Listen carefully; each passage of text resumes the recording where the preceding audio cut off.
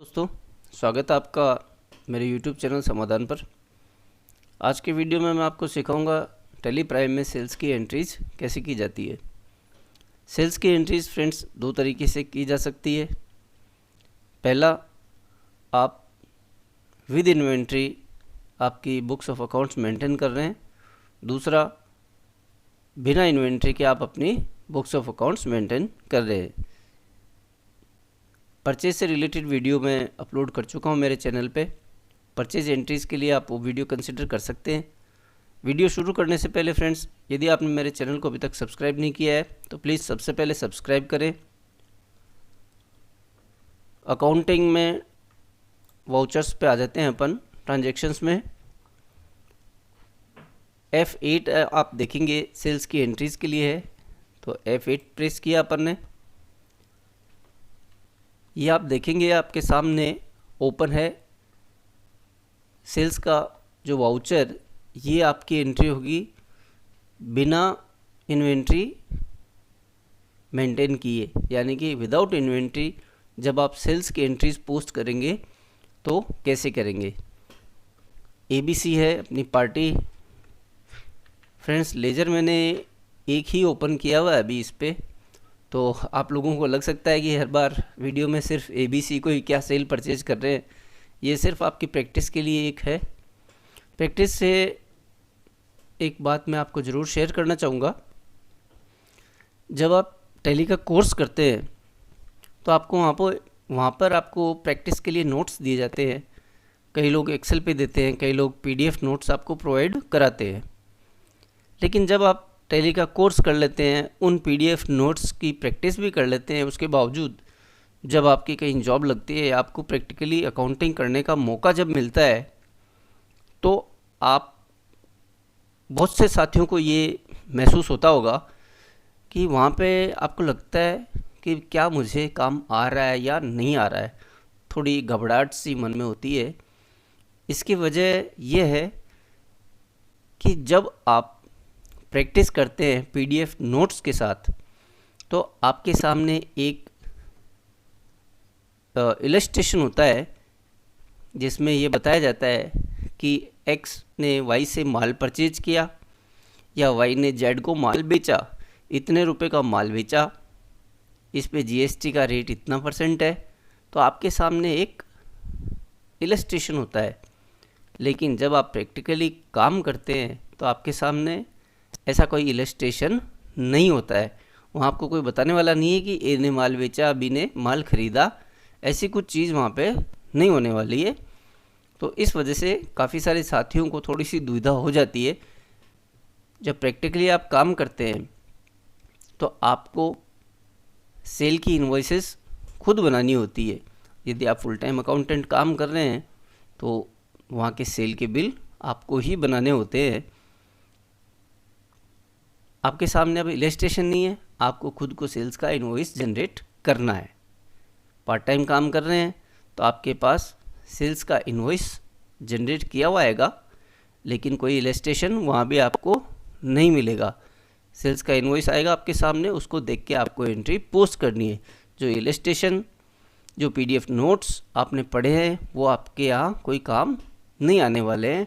Practice जो आपने की होगी वो प्रैक्टिस आपके काम आने वाली है। जितनी ज़्यादा आप प्रैक्टिस करेंगे उतनी ज़्यादा आपकी जो अंडरस्टैंडिंग है, एंट्रीज करने की जो स्पीड है वो बढ़ेगी, एक्यूरेसी आएगी, सब्जेक्ट की जो समझ है वो आपकी बढ़ती है। तो प्रैक्टिस सिर्फ इसलिए है। बाकी उसके अलावा जब आप खुद प्रैक्टिकली काम करने बैठते हैं तो उस समय मेरी राय ये है फ्रेंड्स कि आप जो PDF नोट्स है ना, उनको अपने दिमाग से हटा देना। यदि आप उस समय काम करते समय यदि वो प्रैक्टिकल और PDF नोट्स को मैच करने बैठेंगे तो आपका काम थोड़ा मुश्किल हो सकता है। तो सिनारियो ये है कि ABC जो है, इससे अपन ने सेल्स बुक करनी है। कैसे करनी है? जब आप इन्वेंट्री मेंटेन नहीं कर रहे हैं। लेजर ओपन कर लेते हैं friends. Sales @ 18%, sales accounts, GST applicable कर देंगे। डिस्क्रिप्शन, इसको टैक्सेबल कर दिया 18% से। मान लीजिए आपने 10,000 रुपये का माल बेचा है।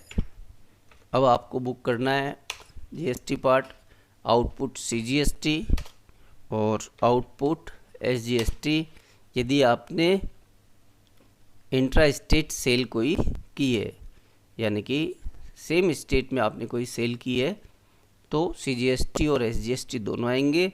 और यदि आपने स्टेट के बाहर यानी कि इंटर स्टेट सेल की है तो आपको आईजीएसटी उसके लायबिलिटी है वो बुक करनी है। ये मैं समझता हूँ कि आप लोग परिचित होंगे इस चीज़ से। एंटर कर देंगे नरेशन को लिखते हुए। नरेशन आप लिखिए, मैं बार बार हर वीडियो में बोलता हूँ, नरेशन ऐसा डालिए कि आपको उस ट्रांजैक्शन, उस एंट्री से रिलेटेड सारी चीज़ आपकी मेमोरी में रिकलेक्ट हो जाए उस एंट्री को देख के। तो आपको नरेशन हमेशा ऐसा डालना है। और अब चलते हैं अपन इसको सेव कर देते हैं। इसके बाद में ये तो हो गई फ्रेंड्स आपकी बिना इन्वेंट्री के। अब करते हैं इन्वेंट्री के साथ entry. Control H, right side में आप देखेंगे चेंज मोड, इसको अपन ने कर दिया आइटम इनवॉइस। आइटम इनवॉइस पे डाल दिया अपन ने, एबीसी को सेल किया। सेम वही सब चीज़ ले लेते हैं अपन। सेल्स आ गया 18%। अब मान लीजिए यहाँ पे आपने बेचा है आइटम, तो ये Vivo Y11 है, ये आपने 2 पीस बेचे हैं। सेल का प्राइस है 8,500 रुपये, तो 2 पीस डाल दिए। जीएसटी बुक करनी है, आउटपुट सीजीएसटी और आउटपुट एसजीएसटी। 17,000 का आप देखेंगे तो 18% जीएसटी हो गया 3,060 रुपये, जिसका 50% 9% हो गया सीजीएसटी और 9% हो गया एसजीएसटी। ये आपने सेल्स बुक कर लिया। आपकी 2 ही तरीके हैं जिससे आपको सेल्स और परचेज की एंट्रीज बुक करनी है। बहुत ही आसान सी भाषा में मैंने आपको समझाने की कोशिश की है फ्रेंड्स। परचेज से रिलेटेड वीडियो मैं अपलोड कर चुका हूँ, सेल्स का ये वीडियो आप देख रहे हैं। दोनों वीडियो आप अच्छी तरीके से देख लीजिए, एक बार नहीं 2 बार देखिए। वैसे बहुत ही आसान तरीके से मैंने आपको समझाने का इसमें प्रयास किया है। बिल्कुल भी आप पैनिक होने की ज़रूरत नहीं है। सेल्स और परचेज की एंट्रीज ऐसे ही होती है। इसके अलावा सेल्स की एंट्री करने का और कोई तरीका मैं नहीं समझता हूँ कोई है। इसके साथ ही साथ जब आप कंपोजिशन डीलर के यहाँ काम कर रहे हैं तो आपको बिना इन्वेंट्री, जिस तरीके से अपन ने सेल्स की एंट्री बुक की है, जहाँ पे अपन ने आइटम नहीं लिया है, डायरेक्ट अपन ने सेल्स @18% करते हुए एंट्री बुक करी है, ऐसे ही आपको कंपोजिशन डीलर के केस में भी एंट्रीज बुक करनी है। जब आपके पास सेल्स के जो आइटम है, अभी अपन ने सिर्फ एक एग्जांपल दिया है और वो लिया है अपन ने सेल्स @18%। मान लीजिए आप जहाँ काम कर रहे हैं, जिसकी अकाउंटिंग आप देख रहे हैं, वहाँ पे 12% के आइटम भी है, 18% के भी है, 28 के भी है। तो आपको जितना टैक्स का कैटेगराइजेशन है वहाँ पे, उसी तरीके से आपको सेल्स के लेजर ओपन करने हैं।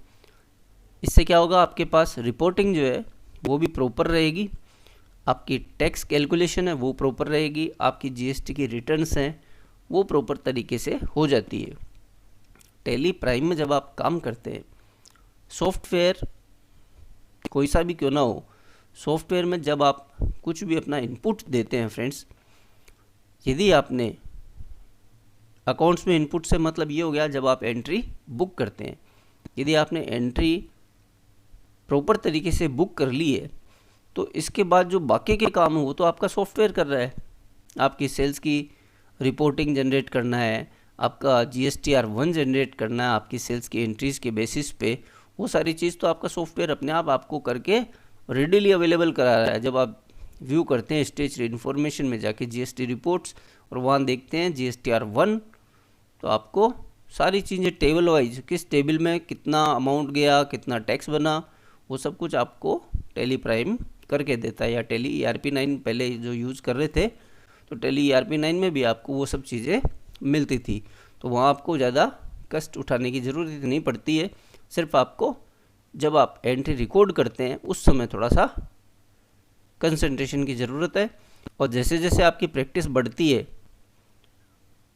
आपको कोई भी दिक्कत नहीं आती, आप ऑटोमेटिकली आपकी उंगलियां आपके कीबोर्ड पे चलने लग जाती है, सामने आपके बिल आते हैं, आप पोस्ट करते जाते हैं, ऑटोमेटिकली सारे काम होने लग जाते हैं। आपको खुद को पता नहीं होता कुछ समय काम करने के बाद कि आपने इतनी आसानी से कर लिया है। तो बहुत ही आसान तरीके से मैंने आपको सेल्स की एंट्री आज इस वीडियो में बताई है। इसके बाद भी कोई आपकी क्वेरीज रहती है तो आप कमेंट बॉक्स में कमेंट करके मुझे ज़रूर बताएं। वीडियो कैसा लगा इसके बारे में भी ज़रूर बताएं। आपके फीडबैक जो है फ्रेंड्स, ये थोड़ा सा मोटिवेशन मिलता है इन सब चीज़ों से, जो हम बार बार बोलते हैं हमारे वीडियोस में कि लाइक और शेयर कर दीजिएगा। तो इससे क्या है कि हमको थोड़ा सा मोटिवेशन मिलता है कि किस तरीके से और ज़्यादा अच्छे से अच्छे कंटेंट आप तक हम लोग पहुंचा सकें। तो मिलते हैं किसी और वीडियो में। Thank you so much.